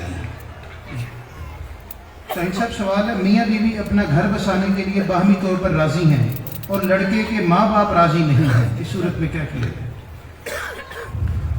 ماں باپ کا ایسا مطالبہ جو شرعی تقاضوں کے خلاف ہو، اگر وہ ایسی قطع رحمی کہ جس کی کوئی شرعی بنیاد نہیں ہے کوئی، تو قطع رحمی کا وہ اولاد سے ایسا مطالبہ نہیں کر سکتے۔ تو ایسی صورت میں اگر وہ والدین کو قائل کر لے، ذہنی طور پر آمادہ کر لے، تیار کر لے کہ ان کے ذہن میں کوئی شکوک و شبہات ہیں جس کی وجہ سے وہ ناپسند کر رہے ہیں یا ناراض ہو رہے ہیں، تو ان کی ناراضگی کو دور کرنے کی کوشش کریں، اور ان کی فرما برداری، ان کے حقوق بہرحال زیادہ ہیں، لیکن یہ باہمی طور پر ایک دوسرے کے ساتھ یعنی ذہنی ہنگی پیدا کر کے آپس میں یہ چلا جائے تو زیادہ بہتر ہے۔ شیخ بھٹی صاحب، اگر امام نے بھول کر جنابت کی حالت میں نماز پڑھا لی اور بعد میں یاد آیا تو اس نماز کا کیا حکم ہوگا؟ جی ہاں، اگر امام نے نماز پڑھائی اور اس پر غسل فرض تھا، اس کو بعد میں پتہ چلا، اس کو چاہیے کہ وہ اپنی نماز دہرائے، لیکن مقتدیوں کے دہرانے کی ضرورت نہیں ہے۔ سیدنا عمر کے ساتھ ایسا ہوا تھا، جیسا کہ امام مالک موطا میں لے کر آئے ہیں، انہوں نے نماز پڑھائی تھی، غسل فرض تھا، بعد میں جب ان کو علم ہوا انہوں نے خود تو نماز دہرائی تھی، لیکن پیچھے پڑھنے والوں کو دہرائی کا حکم نہیں دیا تھا۔ شیخ بھٹی صاحب سوال ہے، کیا حاملہ عورت کو طلاق ہو جاتی ہے کہ نہیں؟ حاملہ عورت کو طلاق نہیں دینی چاہیے، لیکن اگر وہ دیتا ہے تو طلاق ہو جائے گی۔ بھٹی صاحب آپ ہی فرما دیں کہ پب جی گیم کھیلنا کیسا ہے؟ دیکھیں، یہ ایک شیطانی کھیل ہے، دماغ کا انتشار ہے، دماغ تقسیم ہو جاتا ہے اور بندہ بے راہ روی کا شکار ہو جاتا ہے، فتنہ بھی اسی میں ہے، شیطانیت بھی ہے، لہذا اس طرح کے گیم سے اجتناب کرنا چاہیے۔ صاحب اگلا سوال ہے، اگر شرک ہو جائے تو کیا کرنا چاہیے؟ اگر شرک ہو جائے تو بندہ تائب ہو جائے، واپس رجوع کرے، غلطی ہے تو کفارہ اگر کسی چیز کا ہے تو کفارہ دے، اگر کوئی ایسا عمل ہے کہ کفارہ نہیں ہے، مطلقاً کوئی ایسا عمل ہو گیا ہے جو شرکی ہے، معافی مانگے، اللہ تعالیٰ معاف کرنے والا ہے۔ شیخ صاحب آپ ہی فرما دیں کہ ترمذی میں غزوہ ہند کی صحیح روایت موجود ہے، تو کیا یہ غزوہ ہو گیا ہے یا ہوگا؟ جی غزوہ ہند کی حدیث موجود ہے، حدیث صحیح ہے، لہذا کسی ایک واقعے کو یا کسی ایک جنگ کو یا کسی ایک حملے کو آپ مختص نہیں کر سکتے۔ قیامت تک اسی نوعیت کی جب بھی جنگ ہوگی اسی زمرے میں آئے گی، اس کا حکم وہی ہوگا، جیسا کہ شاہ ولی اللہ رحمہ اللہ فرماتے ہیں، کسی خاص واقعے کو مختص نہیں کر سکتے۔ قیامت تک جب بھی ہند کے ساتھ اسی نوعیت کی لڑائی ہوتی رہے گی، ہم اس کا ثواب وہی سمجھیں گے جو کہ حدیث میں آیا ہے۔ شیخ شاہین صاحب سوال ہے، کریانہ سٹور دکان والے حضرات دکان کی زکوٰۃ نکالیں گے یا عشر نکالیں گے؟ یہ تجارت کا جو معاملہ ہے، یہ اس کی اساس اور بنیاد جو ہے وہ اجناس کے اوپر یا زراعت کے اوپر نہیں ہوتی ہے، اس کی اساس اور بنیاد جو ہے وہ مال کے اوپر ہے، تو اس لیے مال کو پیش نظر رکھتے ہوئے اس کے اندر زکوٰۃ کا سلسلہ ہے۔ شیخ بھٹی صاحب سوال ہے کہ کیا کوئی آدمی گندم کے آنے سے پہلے اصل قیمت سے کم رقم لے کر گندم کا وعدہ کرتا ہے، کیا یہ سود ہے؟ ایک ہے بیع سلم جو شرعاً جائز ہے، وقت سے پہلے कीमत का तय हो जाना, वज़न का तय हो जाना, और ये सारी शराइत ये बे सलम है, जायज़ है। यानी वक्त से पहले 6 महीने पहले अगर आप किसी तय कर लेते हैं कि ठीक है आपकी गंदम मैं खरीद करता हूँ, इसको फ़ायदा ये होगा कि कम कीमत पर इसको चीज़ मिल गई, उसको फ़ायदा होगा उसको पैसे वक्त से पहले मिल गए, अपने पैसों से कुछ फ़ायदा उठाएगा। इसको बे सलम कहते हैं, अहादीस से साबित है 2-2 साल की ये बे हो जाया करती है। शेख शाहीन साहब सवाल है, हज़रत उमर रज़ी अल्लाह तआला अन्हु का तरावी की नमाज में लोगों को एक जमात में इकट्ठा करना, इसको बिदअत कहना ठीक है कि नहीं? खुद सैयदना उमर इब्न खत्ताब रज़ी अल्लाह तआला अन्हु ने जब उबई इब्न कअब रज़ी अल्लाह तआला अन्हु और इमाम दारी उबई इब्न कअब और तमीम दारी रज़ी अल्लाह तआला अन्हुमा को हुक्म दिया था कि वो यक़ूमा बिन्नास के लोगों को नमाज पढ़ाएं, दूसरी दफ़ा जब आया आपने उसको देखा तो उसके लिए लफ्ज़ निअमतुल बिदअत का कहा। इस बिनासबत से बाद लोग ये कहते हैं कि ये भी बिदअत के ज़ुमरे में आता है। यहाँ सैयदना उमर इब्न खत्ताब रज़ी अल्लाह तआला ने ये जो लफ्ज़ बिदअत का इस्तेमाल किया है, ये लुग़वी बुनियाद पर कि एक अमल नबी सल्लल्लाहु अलैहि वसल्लम ने किया है, 3 रातों तक जमात कराई है, जब नबी से साबित है तो वो फिर बिदअत वो जो इस्तिलाही है वो तो नहीं रहा, वो अज़सर नौ चूँकि कुछ अरसे तक जो नबी सल्लल्लाहु अलैहि वसल्लम को ख़तरा था उसके फ़र्द होने का, उसकी बिना पर आपने रोक दिया और अलहदा उसको पढ़ने का हुक्म दिया। और उमर रज़ी अल्लाह तआला ने जब ये मुनासिब देखा कि अब ख़तरा नहीं है फ़र्जियत का, तो उन्होंने जमात का हुक्म दे दिया। तो सिर्फ ये लुग़वी इस्तेमाल है, इसको बिदअत शरई नहीं कहा जा सकता, क्योंकि नबी सल्लल्लाहु अलैहि वसल्लम से बज़ात खुद 3 रातें जमात साबित है। जो अमल नबी सल्लल्लाहु अलैहि वसल्लम से साबित हो उसको बिदअत नहीं कहा जा सकता। शेख साहब की इनाबत करते हुए मैं थोड़ा सा इजाफा यूँ करूँगा, अल्लामा अलबानी ने लिखा है कि नबी अलैहिस्सलाम ने अपनी ज़िंदगी में रात के एक मौके पर मस्जिद नबी से आपका गुजर हुआ, आपने देखा कि लोग जमात के साथ नमाज पढ़ा रहे हैं, आपके साथ जो थे आपने उनसे पूछा मन हाउलाए माज़ा यसनऊन, ये कौन लोग हैं, क्या कर रहे हैं? तो बताया कि हाउलाए नासुन लैसा माहुम कुरान, ये सारे नाज़रे वाले हैं हम जैसे। वो उबई इब्न कअब युसल्ली बिहिम, और यहाँ एक हाफिज मौजूद है उबई बिन कअब, उनको नमाज पढ़ा रहा है। नबी अलैहिस्सलाम ने कद आसन, उन्होंने अच्छा किया हुआ, लिहाजा नबी अलैहिस्सलाम की ज़िंदगी में ही जमात के साथ नमाज पढ़ना साबित है। और उसके बाद सैयद उमर ने उसको शुरू कर दिया, तो लिहाजा बिदअत वो होती है जिसकी असल ना हो, जिसकी असल मौजूद हो, उसको लुग़वी एतबार से कह सकते हैं जैसे शेख साहब ने फरमाया, लेकिन अक़ीदतन वो बिदअत नहीं हो सकती। शेख साहब ये काफ़ी सवाल आया, मैं इसको आसान करके पढ़ देता हूँ। ये पूछना चाह रहे हैं कि गाड़ी अगर शोरूम से ख़रीदी जाए तो बहुत महंगी पड़ती है, जबकि वही गाड़ी बैंक से अगर जो है वो लीज करवाई जाए तो किस्तों में पैसे देने पड़ते हैं, जो कि आसान है, लेकिन उस सूरत में पैसे असल से ज़्यादा देने पड़ते हैं। तो इसका क्या हुक्म है कि वो ऊपर वाली रकम सूद है या नहीं है? बैंक वाले बहुत सारे टैक्स तो माफ़ कर देते हैं, लेकिन सूद को बैंक माफ़ करे तो ये क़यामत की निशानी है। लिहाजा ये नाजायज़ है, वो धोखा दे रहे हैं, आपको समझते हैं, आप बताते हैं कि शायद कम है, नहीं, उन्हें बहुत सारे टैक्स जो हैं वो तो ख़त्म करती हैं, लेकिन जो सूद है वो कभी भी बैंक ख़त्म नहीं करती, लिहाजा वो नाजायज़ है। शेख शाहीन साहब सवाल है, क्या घर में चिड़िया तोते वगैरह बतौर शौक रखे जा सकते हैं? नबी सल्लल्लाहु अलैहि वसल्लम के ज़माने में एक सहाबी थे जिनका नाम उमैर था, उन्होंने चिड़िया घर में रखी हुई थी, पाली हुई थी, वो फौत हो गई। नबी सल्लल्लाहु अलैहि वसल्लम ने उसको उसके पालने से या घर में रखने से तो मना नहीं किया, लेकिन उसके फौत होने पर फिर उस सहाबी के साथ थोड़ा सा नबी सल्लल्लाहु अलैहि वसल्लम ने मज़ाक भी फरमाया था। इस तरह घर में बिल्ली या इस अंदाज के कुछ जानवर इनको रखा तो जा सकता है, लेकिन शर्त यह है कि इनके हुकूक को अदा किया जाए और उनके खाने पीने खिलाने पिलाने ये इन चीज़ों पे जो है फिर सही देखभाल की जाए।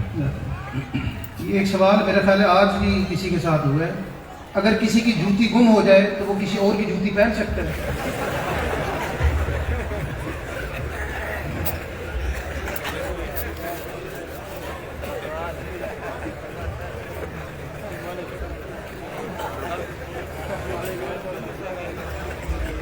इस कंडीशन में वो नंगे पांव घर जा सकता है। इसकी कोई उठा गया, ये किसी को उठा जाए, हिसाब तो बराबर हो जाएगा। शेख साहब अगला सवाल है, शुगर का मरीज हूँ, डॉक्टर ने 12 या 15 घंटे भूखा रहने से मना किया है, क्या सर्दियों में रोजे रख सकता हूँ कज़ा करके बाद में?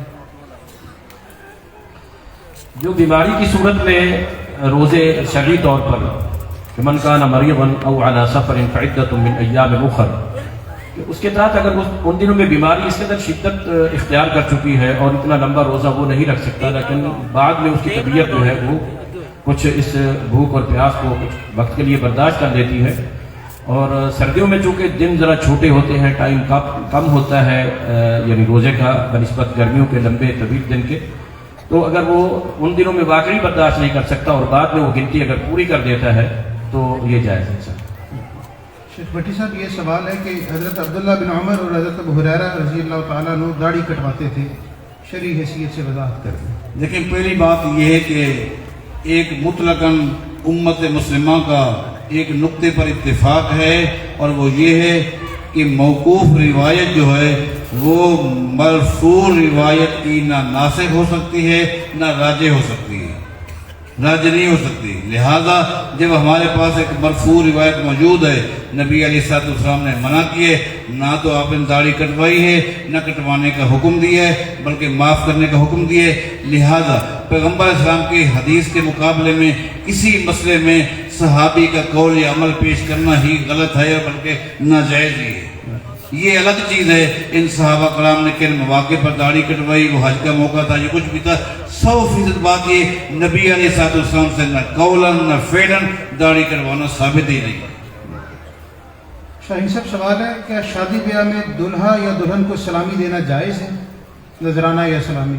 شرعی طور پر کسی خوشی یا کسی ایسے موقع کے اوپر یا عام حالات میں ایک دوسرے کو تحفے دینا، تحائف دینا، ہدیہ دینا، تحادو تحابو، نبی صلی اللہ علیہ وسلم کا یہ فرمان ہے کہ آپس میں ایک دوسرے کو ہدیہ دیا کرو، تحفہ دیا کرو، اور اس سے محبت بھی بڑھتی ہے۔ وَإِذَا حُيِّيتُم بِتَحِيَّةٍ فَحَيُّوا بِأَحْسَنَ مِنْهَا، کوئی تحفہ دیتا ہے، ہدیہ دیتا ہے تو اس سے انسان اس کو اچھا واپس ہدیہ دینا چاہیے، لیکن اس مناسبت سے اس کو التزام کے ساتھ ایسا سمجھنا کہ پھر اس کا آگے جو ہے کہ جب ہماری کسی خوشی کا موقع ہے اس امید کے ساتھ کہ وہ بھی ہمیں ایسا دیں گے، اور اگر وہ نہ دے سکیں تو پھر اس کو غلط سمجھنا کہ بھی اس نے ہم نے تو دیا تھا انہوں نے نہیں دیا، یہ جو جب اس کو یہ اس انداز کے لین دین کی حیثیت دے دی جاتی ہے تو یہ شرعاً صحیح نہیں ہے۔ ہدیہ تحفہ شرعاً دے سکتے ہیں، لے بھی سکتے ہیں، لیکن ایسے موقع کے اوپر مخصوص کرنا اور اس کو ایک ایسی کنڈیشن سمجھ لینا کہ یہ لازمی ہے، یہ ضروری ہے، جو نہیں دیں گے تو اب بھی لوگ بات کریں گے دے دیا ہے کم کیوں ہے، نہیں تھوڑا ہے، یہ زیادہ، یہ ایسی باتیں نہیں ہونی چاہیے۔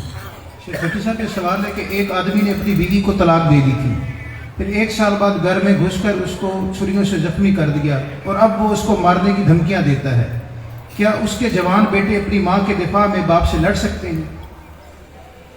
اللہ تعالیٰ سے دعا کریں اللہ ان فتنوں سے محفوظ فرمائے۔ آمین۔ یہ ایک فتنہ ہے۔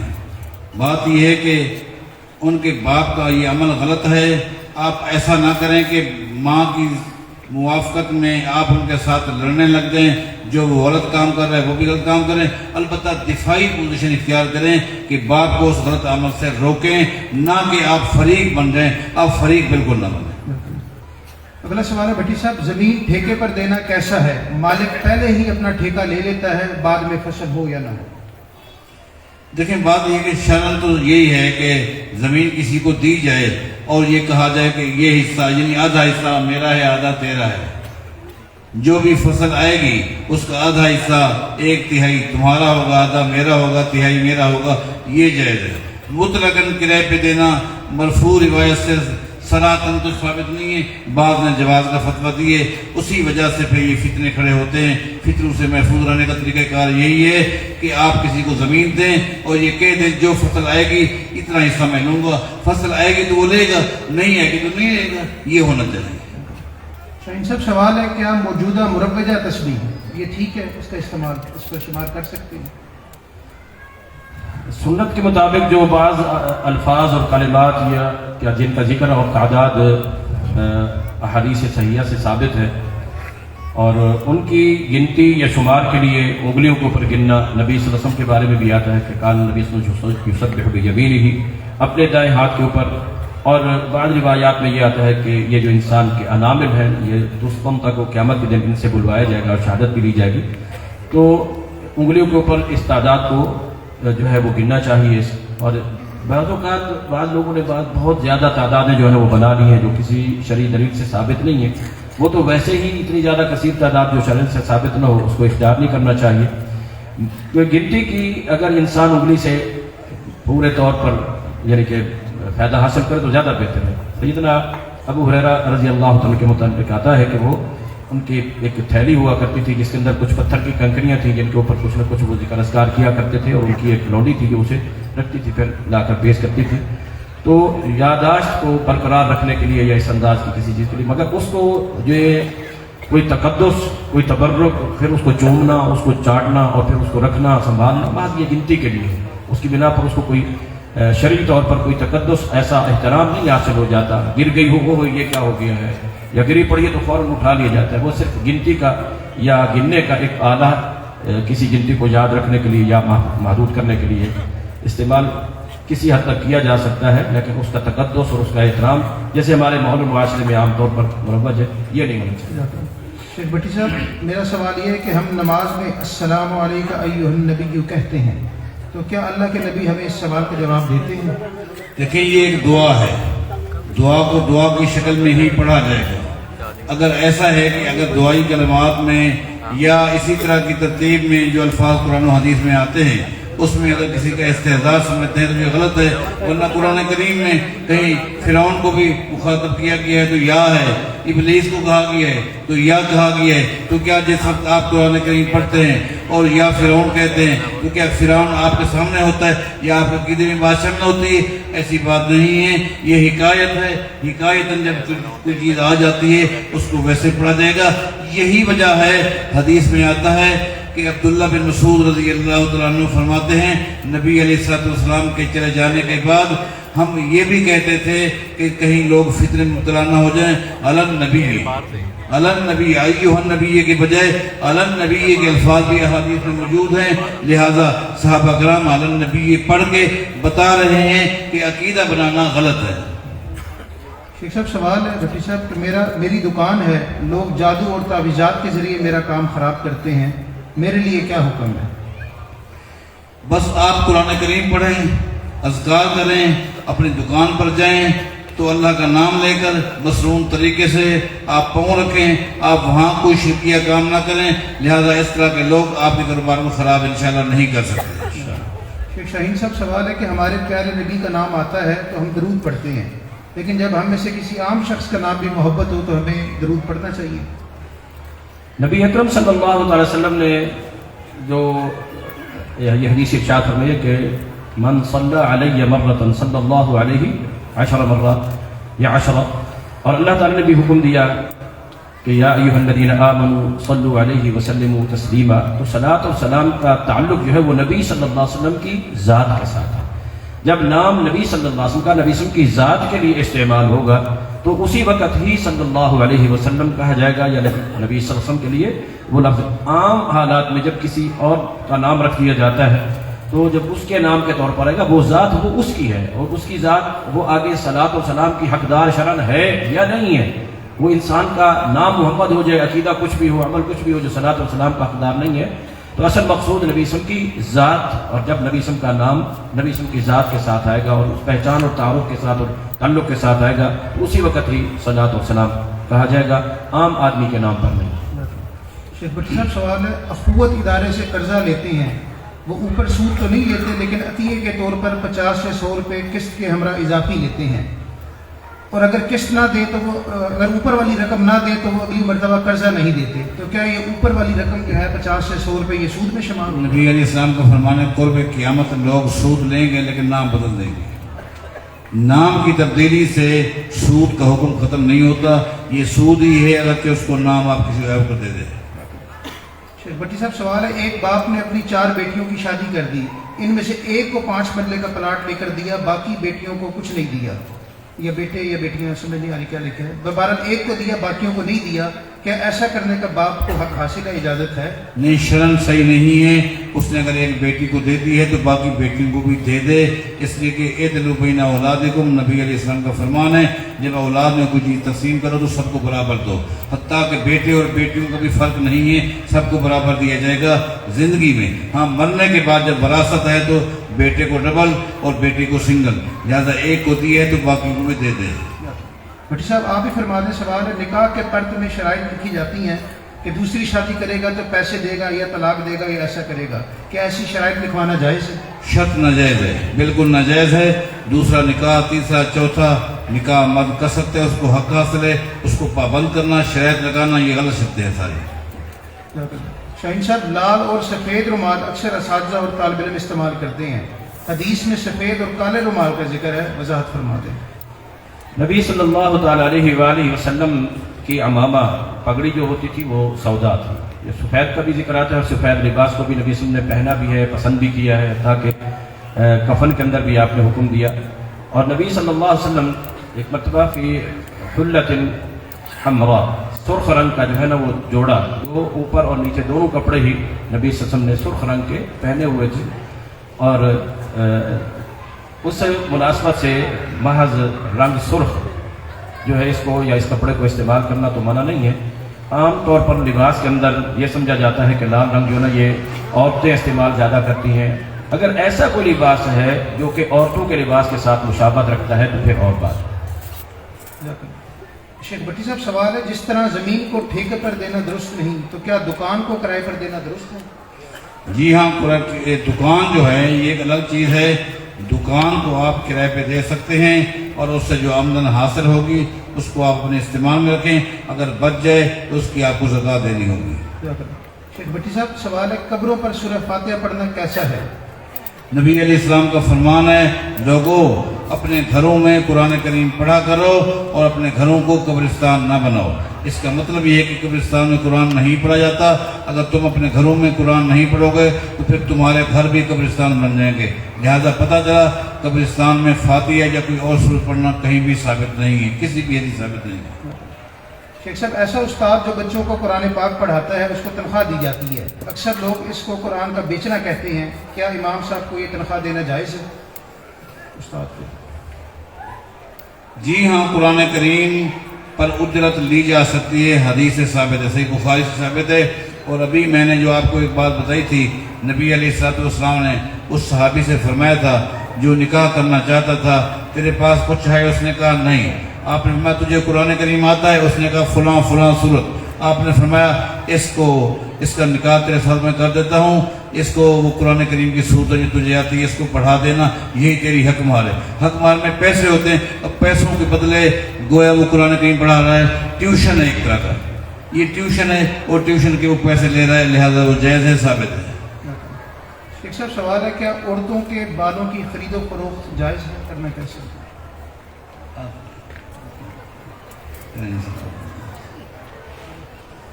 اضافی بال بعض اوقات خواتین کے اضافی جو بال ہیں جھکتے ہیں، گرتے ہیں، تو وہ ان کو عمومی طور پر ضائع کر دیا جاتا ہے، تلف کر دیا جاتا ہے۔ اور آج کل یہ سننے میں آیا ہے، دیکھنے میں، کہ وہ ایسے جو کنگھی کرنے کے بعد جو جھڑتے ہیں یا گرتے ہیں ان کو جمع کیا جاتا ہے اور جمع کرنے کے بعد ان کو بیچا جاتا ہے اور پھر وہ کسی استعمال میں لائے جاتے ہیں۔ تو یہ اگر ایسی کوئی استعمال ہے کہ جو شریعت کے تقاضوں کے خلاف نہیں ہے تو پھر ایسی صورت میں شاید شریع کوئی ممانعت نہیں ہے۔ شیخ صاحب یہ سوال ہے کہ ایسی کوئی بات ہے کہ اگر نبی صلی اللہ علیہ وسلم نے حضرت علی کو کہا کہ اگر آپ نے دوسری شادی کرنی ہے تو میری بیٹی فاطمہ کو طلاق دے دیں؟ نبی صلی اللہ علیہ وسلم نے جو الفاظ ارشاد فرمائے تھے تو وہ یہی تھے کہ اللہ تعالیٰ کے دشمن کی بیٹی اور نبی کی بیٹی یہ ایک آدمی کے نکاح میں جمع نہیں ہو سکتی ہے۔ وہاں یہ الفاظ نبی صلی اللہ علیہ وسلم نے نہیں کہا کہ یا اس کو طلاق دے دو یا اس کو رکھو، ایسے الفاظ نہیں ہیں۔ یہ غالباً ظہر کے بعد جو اسماعیل عتیق صاحب خطاب کر رہے تھے انہوں نے یہ بات کہی تھی، میں نے ان کو الگ بیٹھ کر میں نے سمجھایا ہے کہ نبی صلی اللہ علیہ وسلم نے اپنی بیٹی کے لیے یہ لفظ استعمال نہیں کیا کہ اس کو طلاق دے دو، اس کو چھوڑ دو، آپ نے اس سے منع کر دیا ہے۔ تو اس لیے اب اس پر ایک اور اعتراض کیا جاتا ہے کہ جناب جب عام حالات میں جو ہے وہ ایک آدمی نکاح کر سکتا ہے، اس کے اوپر کسی قسم کی کوئی شرط نہیں ہے دوسری کے لیے، تو یہ حضرت علی کے لیے جو شرط لگے گی، اگر اجازت دے دی جاتی تو وہ بھی مسلمہ تھی اور وہ سوکن بن جاتی سیدہ فاطمہ کی اور فاطمہ ان کی. ہو سکتا ہے کہ اس سوکن پن کی بنا پر کسی عمل کی وجہ سے اس کے دل کے اندر کوئی حضرت فاطمہ کے ساتھ نفرت پیدا ہو جاتی تو اس کا ایمان مشکوک ہونے کا خطرہ تھا. یا جیسے عام طور پر سوکنے اگلی جو دوسری سوکن ہوتی ہے اس کے اگلے خاندان کے ساتھ بھی اس کے سسرال کے ساتھ بھی نفرت کرنے لگ جاتے ہیں. تو ادھر جو تھا وہ نبی صلی اللہ علیہ وسلم تھے جو سیدہ فاطمہ کے والد تھے. اگر ان کے نبی صلی اللہ علیہ وسلم کے بارے میں اس خاتون کے ذہن کے اندر کوئی ایسی بات آ جاتی تو یہ اس کے لیے بھی سیفٹی اور تحفظ اس کے ایمان کا اور عقیدے کا اسی میں تھا. تو اس لیے نبی صلی اللہ علیہ وسلم نے جمع سے منع فرما دیا. طلاق کے الفاظ میں میرے علم میں. شیخ بھٹی صاحب آخری 2-4 سوالات ہیں, آپ ہی جواب دے دیں سب کے. سوال اگر سرکاری نہر میں سے پانی نکال کر فصل کو لگایا جائے, حکومت کی طرف سے اس کی اجازت نہیں ہوتی, کیا یہ فصل حلال ہوگی؟ دیکھیں, گورنمنٹ کے کچھ اصول ہوتے ہیں, اس میں کسی کے ساتھ زیادتی نہیں ہوتی, لہٰذا ان اصولوں کے مطابق چلنا سب سے بہتر ہوتا ہے.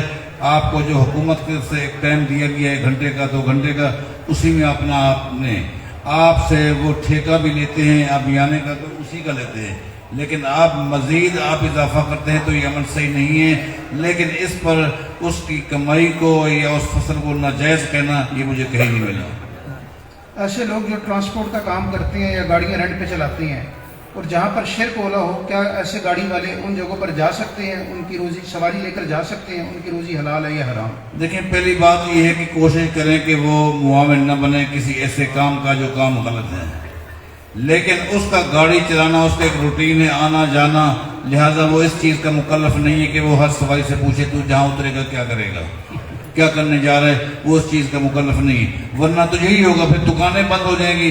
جو بھی دکان پر آئے گا چاول لینے کے لیے پہلے آپ پوچھیں گے اس چاول سے آپ کیا کریں گے, 11ویں کا کام کرنا ہے, کول کا کام کرنا ہے, 7 کا 40ویں کا کیا کرنا ہے, نہیں وہ مکلف نہیں. جس چیز کا مکلف نہیں اس کے بارے میں پوچھا جائے گا.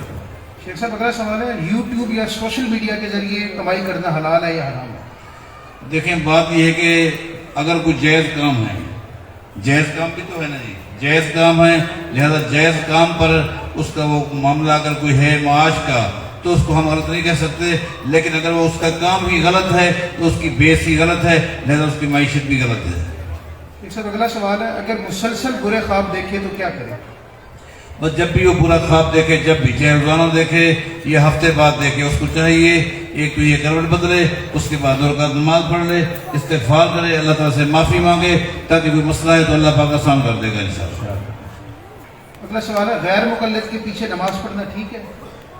دیکھیں, بات یہ ہے بات یہ ہے کہ باوجود اس کے کہ ہمارے مقلدین کے ساتھ شدید اختلافات ہیں, اس کے باوجود میرا موقف ہے, اگر کوئی شافعی ہے, مالکی ہے, حنبلی ہے, حنفی ہے, اختلافات نماز میں, روزے میں, حج میں, زکوٰۃ میں ہیں, لیکن تب بھی نماز پڑھ سکتے ہیں. لیکن ایک بات یاد رکھیں, ہمارے بر صغیر پاک و ہند میں جو لوگ دعویٰ کرتے ہیں حنفی ہونے کا, وہ حنفی ہیں نہیں نہ. ہاں, وہ دیوبندی تو ہو سکتے ہیں, بریلوی تو ہو سکتے ہیں, وہ حنفی نہیں ہو سکتے. اگر وہ اپنے آپ کو حنفی ہونا ثابت کریں گے تو پھر ہم فتویٰ دیں گے کہ پیچھے نماز جائے. اس لیے کہ حنفیت اس طرح ثابت نہیں کی جاتی کہ ناک پر ہاتھ باندھ کے نماز پڑھ جائے, رکوع میں جاتے اٹھتے ہوئے رفع نہیں کرتا. یہ حنفی ہونے کی کوئی علامت نہیں میرے بھائیوں. آمین زور سے جو ایسا کہنا, یہ حنفی ہونے کی علامت نہیں. حنفیت کے لیے سب سے پہلے عقیدہ ثابت کرنا ہوگا. یہ ثابت کریں کہ ہمارا عقیدہ وہ ہے جو امام ابو حنیفہ کا تھا, ہم ان کو حنفی مانیں گے. لیکن یہ کون ہے؟ اشعری ماتریدی ہیں. یہ حنفی ہے ہی نہیں. اصل بیس ہے عقیدہ. انہوں نے عقیدہ امام ابو حنیفہ سے نہیں لیا. ہم ان سے پوچھتے ہیں امام صاحب کے عقیدے میں کیا شک تھا کہ تم نے نماز تو امام صاحب سے لی ہے, روزہ لی ہے, حج لی ہے, امام صاحب سے آپ نے عقیدہ کیوں نہیں لیا؟ عقیدہ جب امام ابو حنیفہ سے آپ لیں گے اب حنفی بنیں گے, جب تک نہیں لیں گے آپ حنفی نہیں ہیں. لہذا اس لیے ہم آپ کے پیچھے نماز نہیں پڑھتے. کیا مرد کا سونا پہننا ٹھیک ہے؟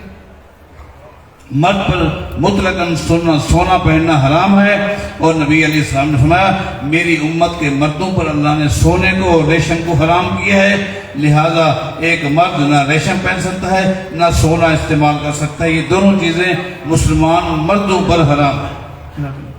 شیخ صاحب آخری سوال ہے، ایک شخص نے شادی کے بعد اپنے سسرال کو مسلسل پریشان کیا ہوا ہے اور رقم کا مطالبہ کر رہا ہے کہ ورنہ میں آپ کی بیٹی کو طلاق دے دوں گا، نان نفقہ دینے سے بھی انکاری ہے، اس کا حل بتائیں۔ یہ بہت بڑا ڈاکو ہے، اس نے ڈکیتی ڈالی اور مکاری کے ساتھ اس نے نکاح کی ہے، اللہ اس کو ہدایت دے، اللہ اس پہ رحم فرمائے، پہلے اس کو ہدایت دے پھر اس پہ رحم فرمائے تاکہ یہ ان کے حقوق کو سمجھیں اور اس طرح ناجائز غلط حرکتیں نہ کریں، یہ سوچ کر کہ ایک قبیلے کے چند بال میرے پاؤں کے نیچے آگے ہیں، میں جس طرح چاہوں کرتا رہوں، یہ بدماش ہے، اس کو اس حرکت سے باز آ جانا چاہیے۔ اب دونوں مشاہد کا بہت شکریہ اور آپ کا بھی شکریہ، 5 منٹ رضان میں رہتے ہیں، وضو فرمائیں۔ سبحان اللہ و بحمدہ، اشہد ان لا الہ الا انت، استغفرک۔